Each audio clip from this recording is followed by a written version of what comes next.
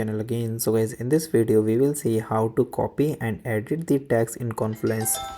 So guys, if you perform such type of issues, so guys, if you perform uh, these steps, so guys, for this, first of all guys, here you see when I click here in a blank sheet, so first I type like this is my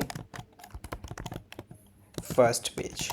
Okay, so if you want to copy, so just select and hit enter, then copy, again copy and hit enter.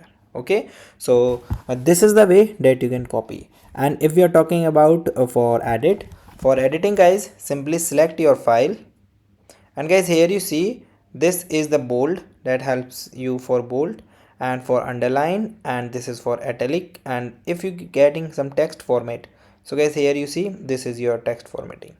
If you want to clear the text formatting, so guys, here you see the option of clear formatting. So just the way that you can clear formatting. And now here you see there is a improve writing, so you just click here, so it start improving your writing, and this is through your AI.